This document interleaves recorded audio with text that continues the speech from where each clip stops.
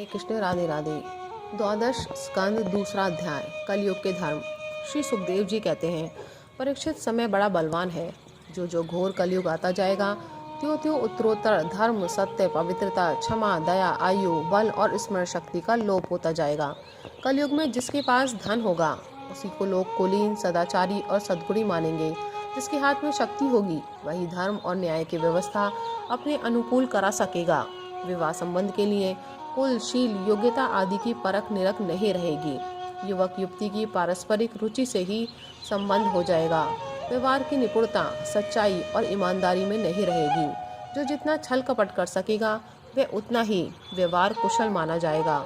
स्त्री और पुरुष की श्रेष्ठता का आधार उनका शील संयम न होकर केवल रति कौशल ही रहेगा। ब्राह्मण की पहचान उसके गुण स्वभाव से नहीं, यज्ञ पवीत से हुआ करेगी। वस्त्र, दंड, कमंडलू आदि से ही ब्रह्मचारी, सन्यासी आदि आश्रमियों की पहचान होगी और एक दूसरे का चुन स्वीकार कर लेना ही एक से दूसरे आश्रम में प्रवेश का स्वरूप होगा। जो घूस देने या धन खर्च करने में असमर्थ होगा उसे अदालतों से ठीक ठीक न्याय न मिल सकेगा। जो बोल चाल में जितना चालाक होगा उसे उतना ही बड़ा पंडित माना जाएगा। असाधुता की, दोषी होने की एक ही पहचान रहेगी, गरीब होना।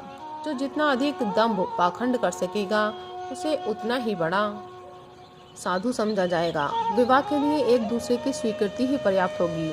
शास्त्रीय विधि विधान की, संस्कार आदि की कोई आवश्यकता न समझी जाएगी।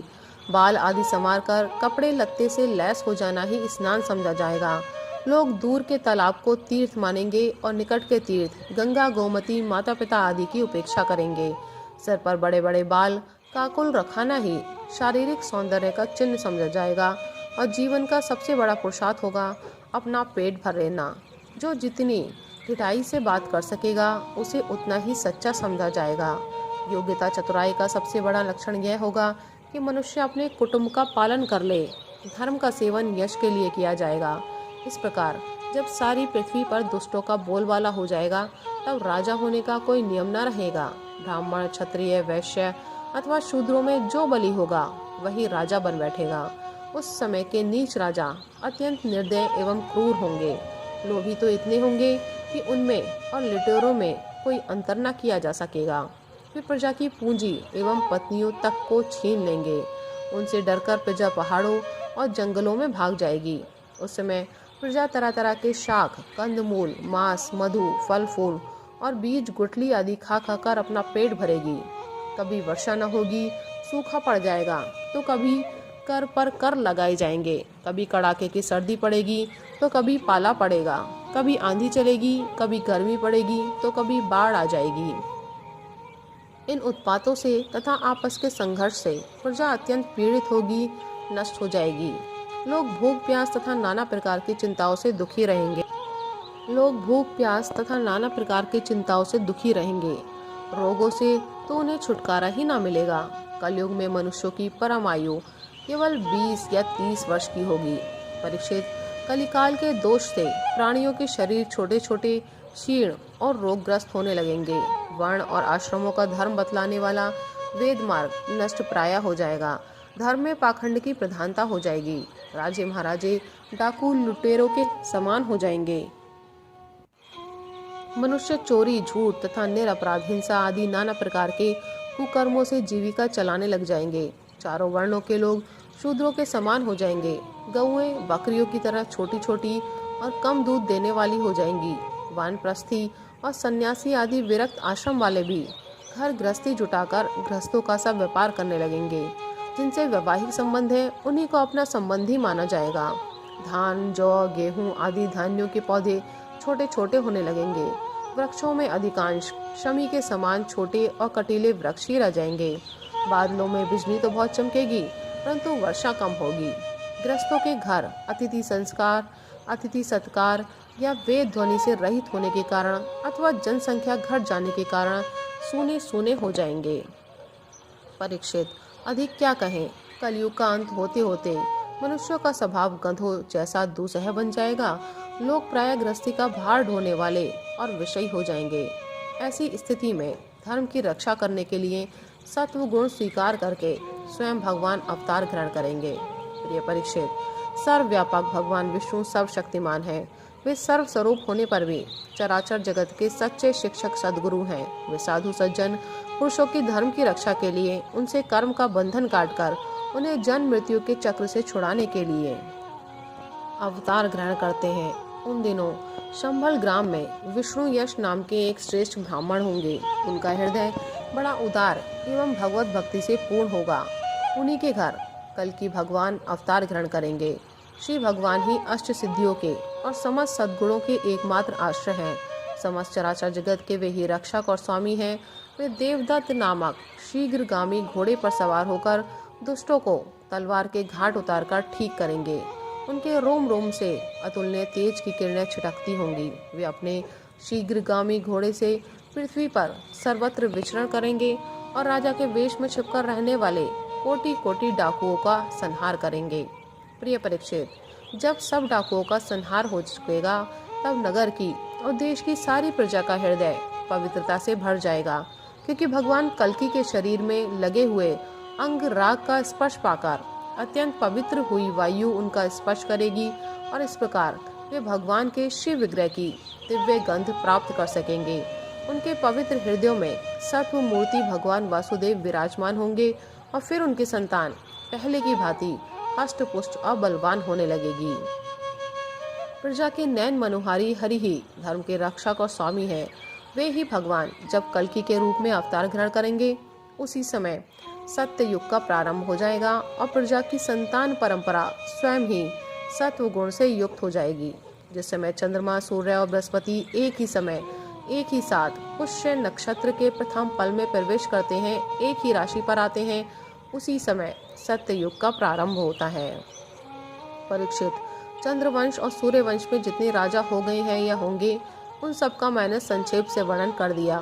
तुम्हारे जन्म से लेकर राजा नंद के अभिषेक तक 1115 वर्ष का समय लगेगा।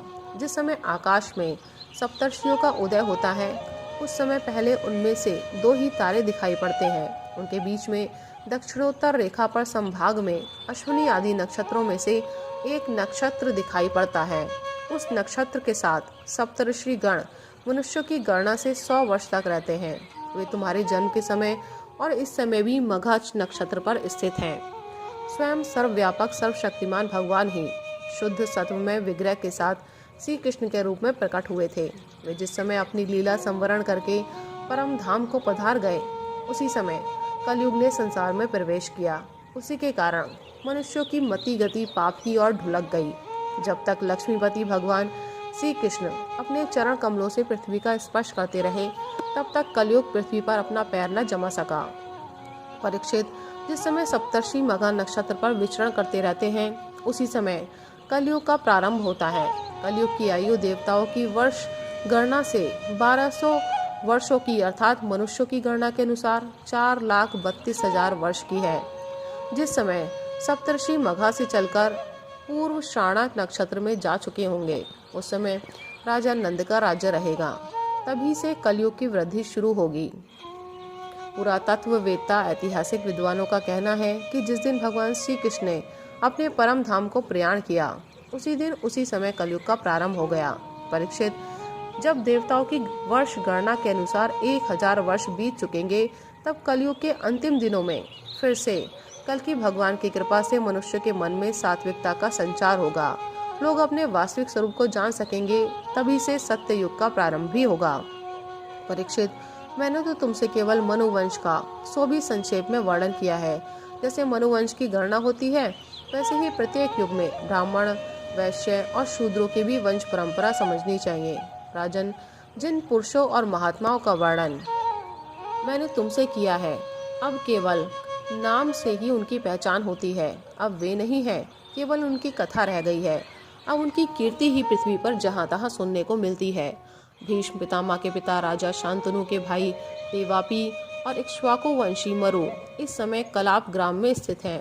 वे बहुत बड़े योग बल से युक्त हैं। कलयुग के अंत में कल की भगवान की आज्ञा से वे फिर यहाँ आएंगे और पहले की भांति ही वर्णाश्रम धर्म का विस्तार करेंगे।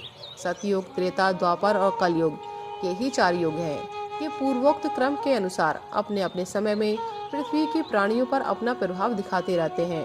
परीक्षित, मैंने तुमसे जिन राजाओं का वर्णन किया है वे सब और उनके अतिरिक्त दूसरे राजा भी इस पृथ्वी को मेरी मेरी करते रहे, परंतु अंत में मरकर धूल में मिल गए। इस शरीर को भले ही कोई राजा कह ले, परंतु अंत में ये कीड़ा, विष्ठा अथवा राख के रूप में ही परिणत होगा, राख ही होकर रहेगा।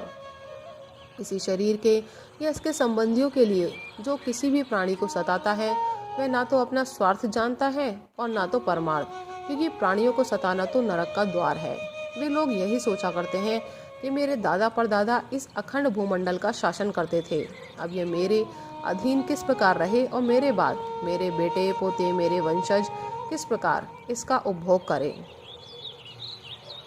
वे मूर्ख इस आग, पानी और मिट्टी के शरीर को अपना आपा मान बैठते हैं और बड़े अभिमान के साथ डींग हाँकते हैं कि ये पृथ्वी मेरी है। अंत में वे शरीर और पृथ्वी दोनों को छोड़कर स्वयं ही अदृश्य हो जाते हैं। प्रिय परीक्षित, जो नरपति बड़े उत्साह और बल पौरुष से इस पृथ्वी के उपभोग में लगे रहे, उन सबको काल ने अपने विकराल गाल में धर दबाया। अब केवल इतिहास में उनकी कहानी ही शेष रह गई है। राधे राधे, हरे कृष्ण।